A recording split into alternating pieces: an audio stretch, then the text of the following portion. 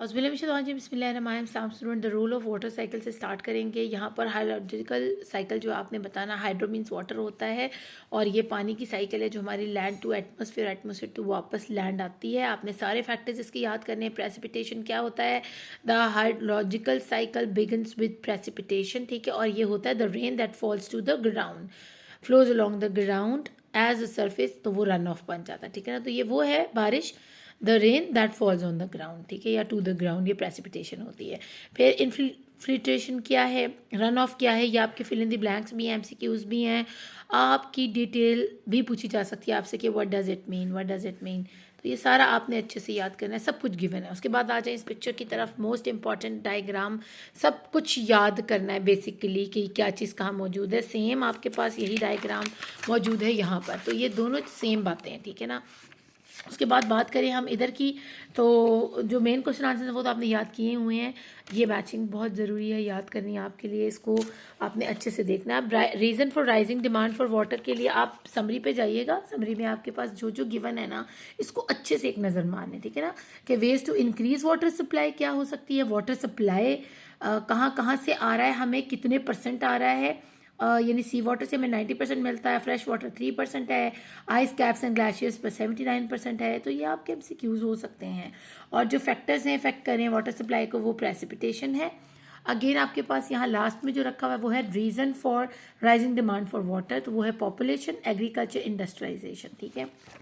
वापस चलें हमारे पास यहाँ पर कि हम इसको किस तरह कम कर सकते हैं या हम इनके लिए क्या काम कर सकते हैं। लेकिन उससे पहले भी हम यहाँ पढ़ेंगे डिसैलिनेशन के बारे में और मेम्ब्रेन फिल्ट्रेशन के बारे में। थोड़ा सा एक्सप्लेन करती चलूँ कि डेसिलेशन और membrane filtration quite bit same thing, क्योंकि उसमें दोनों में हम रिमूवल करते हैं, नमक को अलग करते हैं सी वाटर से, ताकि उस पानी को इस काबिल बनाया जा सके कि हम उससे या तो बाथिंग करें, कपड़े धो लें, या हम उसको पी लें। लेकिन पीने तक तो नहीं कह सकते, लेकिन कभी कभी जो डिसलिनेशन है उससे आप इतना पानी बना लेते हो साफ़ के आप पी सकते हो उसे, ठीक है। अब इसका डिफरेंस आपको आ सकता है कि what is the difference between desalination और मेम्ब्रेन फिल्ट्रेशन। तो दोनों में आपने कहना है कि ये शिप्स और मरीन्स पे, सबमरीन्स पर इस्तेमाल होती हैं। दोनों का सेम मेथड है, रिमूवल ऑफ सॉल्ट होता है।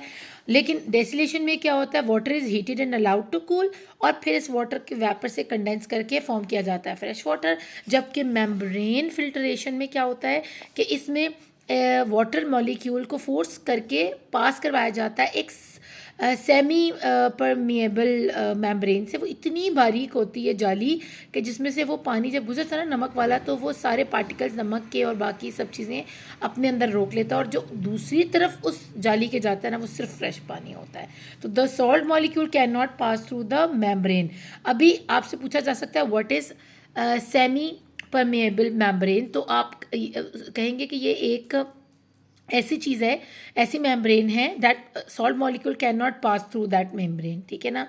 और जो कुछ इसमें से पीछे रह जाता है और जो आगे जाता है वो फ्रेश वाटर होता है, और जो पीछे रह जाता है वो मॉलिक्यूल्स होते हैं सॉल्ट के। तो कुछ बच्चे मुझे बार बार कह रहे थे कि मैम इसकी बनाएं, इसकी वीडियो बनाने की ज़रूरत नहीं है, बहुत आसान तरीका है। अब एक और बात आपसे पूछी जाएगी डिफरेंस के अंदर ही कि डेसिलेशन जो है वो आप बताएंगे बहुत पॉपुलर तो है लेकिन एक्सपेंसिव है, इसमें हाई एनर्जी रिक्वायरमेंट है, क्योंकि एवेपोरेशन हाई एनर्जी चाहती है। आप इतनी हीट दें उसको, तो वो हीट कहाँ से आएगी? ज़ाहिर बात आप बिजली इस्तेमाल करके हीट देंगे ना, या कोल का इस्तेमाल करेंगे, तो एनर्जी, हाई एनर्जी वेस्टेज है, रिक्वायरमेंट है इसमें।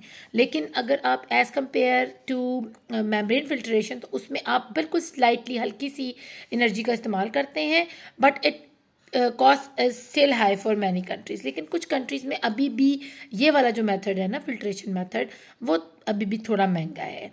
तो ये इसके डिफरेंसेस थे जो मैंने आपको बताने थे। बहुत आसान है बच्चों, इसको अच्छे से देखो। और आपको यहाँ प्लांट नज़र भी आ रहा है, ऑस्ट्रेलिया में लगा है, ये डेसिलेशन प्लांट है। तो देखिए कितना ह्यूज एरिया के अंदर बनाया हुआ है एंड नियर द सी, ठीक है। आगे चलते हैं बायोगैस की तरफ, मोस्ट इंपॉर्टेंट टॉपिक। इसमें आपने बताना है कि बायोगैस बनती कैसे है। तो हम कहेंगे कि हम बायोगैस में प्रोड्यूस करते हैं ऑर्गेनिक वेस्ट, फूड स्क्रैप्स होते हैं, उसमें एनिमल वेस्ट होता है जो ब्रेक डाउन करते हैं बैक्टीरिया। वो हम नहीं करते, वो माइक्रो ऑर्गेनिज्म उसको ब्रेक डाउन करते हैं, और अपने में से जब वो ये ब्रेक डाउन कर रहे होते हैं ना, तोड़ रहे होते हैं इनको, कूड़ों को और ये सारी चीज़ों को, वेस्टेज को, तो अपने अंदर से वो कार्बन डाइऑक्साइड को रिलीज़ करते हैं। ठीक है, वो हमारे काम आ जाती है as a biogas. The waste matter is enclose in a air tight chamber, ये चैम्बर बना हुआ है, ठीक है, ये सारा आपने पिक्चर को एक्सप्लेन कर रहे हैं। और इसमें से waste matter is decompose by bacteria with the help of anaerobic respiration, जिसने साइंस मेरे से पढ़ी है उसको पता है। एनारोबिक मीन्स विदाउट ऑक्सीजन, ठीक है, तो यहाँ वो ऑक्सीजन यूज़ नहीं कर रहे हैं, kind of respiration that doesn't need oxygen. It is environmentally friendly renewable energy resource है, कोई हीट एनर्जी नहीं लग रही, कोई चीज़ फॉसिल फ्यूल नहीं बर्न हो रहा, कुछ नहीं हो रहा, बस अपना सारा कूड़ा पकड़े एक air tight enclosed air tight chamber के अंदर डाल दें और उसके लॉक्स होंगे दोनों तरफ, ठीक है।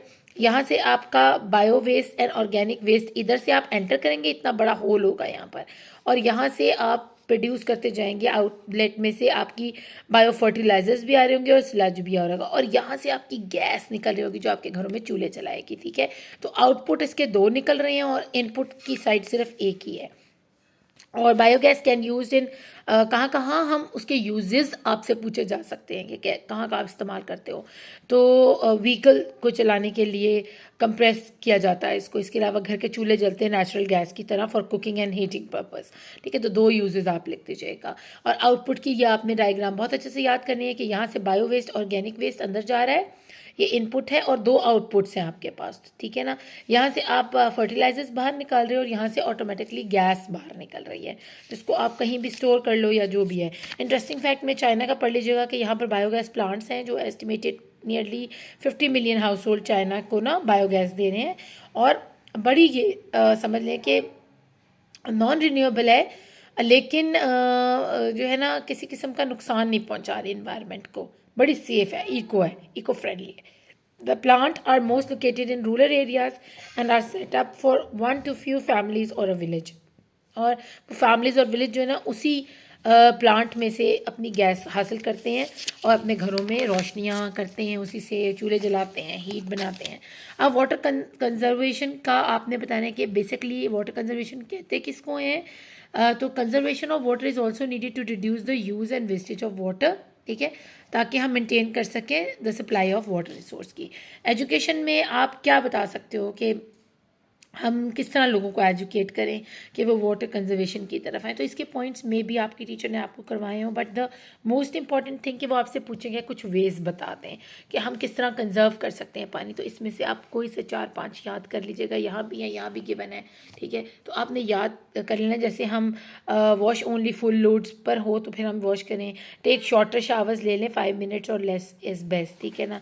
Turn off the water while shopping hands and brushing teeth. इसके अलावा यहाँ यूज़ अ लो फ्लो शावर हेड, ठीक है ना, यानी बहुत तेज़ पानी मत ऊपर चलाएं, इतना चलाएं कि जो कम पानी से आप अच्छे से नहा लो, ठीक है। येस नो येस जो है ना, आप किस टाइम पानी दें, एक तो शाम के टाइम और एक सुबह सुबह के टाइम, लेकिन जब धूप निकली हो ना टॉप पर, उस टाइम आपने पानी नहीं देना, उसका कोई फ़ायदा नहीं है, आपके पौधों में से इवेपोरेशन हो जाएगी।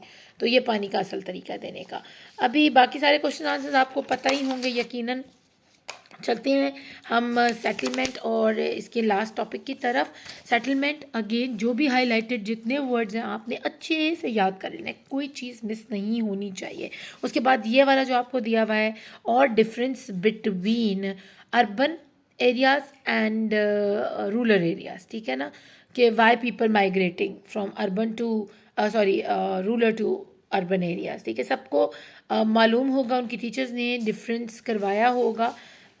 इसके अलावा सिचुएशन, साइट, लोकेशन और सेटलमेंट की आपको आनी चाहिए डेफिनेशंस, ठीक है, दिस इज़ रियली इम्पॉर्टेंट। अभी कुछ फिल इन द ब्लैंक्स हैं, वो भी मैं अपलोड कर दूंगी इंशाल्लाह, कोशिश पूरी करूंगी। इसमें आपको कुछ नज़र आ रहा है, metropolitan area has the following characteristics, ये याद कर लीजिएगा कि क्या क्या चीज़ें हैं इसमें। इसके अलावा सबसे इंपॉर्टेंट क्वेश्चन आपके पास यहाँ मौजूद है कि there are 4 main functional zones होती हैं, एक CBD होती है, इनर सिटी सबर्ब्स हैं, रूरल अर्बन फ्रिंज है। ये बहुत इंपॉर्टेंट है आपके लिए याद करना। फिर उसके बाद ये आपके पास रूरल एंड अर्बन सेटलमेंट का अगेन जो मैं आपको बता रही थी डिफरेंस ना, तो आप यहाँ से भी डिफरेंस बता सकते हो कि the people are involve in activities such as farming, mining, fishing and forestry, और इसमें people are involve in activities such as manufacturing and business.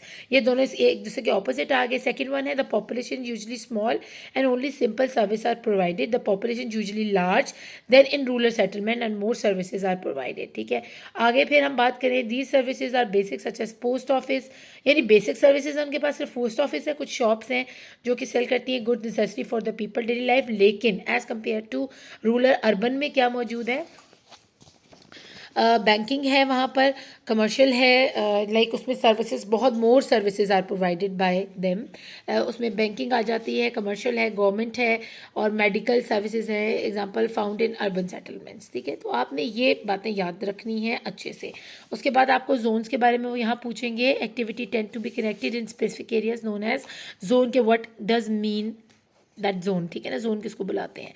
फिर bank for example are located in one part of the city while manufacturing will be in another zone. ठीक है, तो ये Jones का वो उन्होंने एग्जाम्पल साथ लगा दीजिएगा, और ये आपका लास्ट क्वेश्चन है। इसके अलावा उम्मीद करती हूँ कि आप अच्छे से तैयारी करोगे इसकी बच्चों।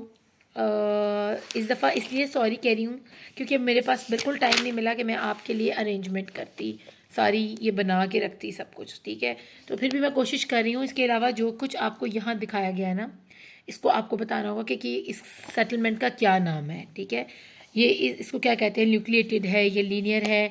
लीनियर सेटलमेंट की आगे इन डिटेल्स में पढ़ लीजिएगा कि ज़्यादातर ये कहाँ शो किया जाता है, कि ये एरिया क्या है। ये ज़्यादातर ट्रांसपोर्ट लाइन होता है, जैसे रोड्स और रेलवे के पास ये घर मौजूद हैं, बीच में सड़क चल रही है। और न्यूक्लिएटेड सेटलमेंट्स के पैटर्न जो होते हैं ना, वो क्लस्टर की तरह होते हैं, रोड्स के आसपास ऐसे ऐसे और कुछ दूर दूर आबादियाँ होती है। ठीक है, और छोटे छोटे आपने इन डायग्राम्स को एक्सप्लेन कर सकते हैं आप, अगर आपको ये आ जाता है। ठीक है, यहाँ कुछ एडवांटेजेस का टेबल आपको गिवन है और अर्बन एंड रूरल सेटलमेंट्स की, तो आप इधर से वो ज़रूर एक नज़र मारिएगा, ये बहुत इम्पॉर्टेंट हैं। उम्मीद करती हूँ आपको अच्छे से समझ आई होगी। अपना खूब ख्याल रखिएगा। Thank you for watching. Allah ने के बान, best of luck for your CP2।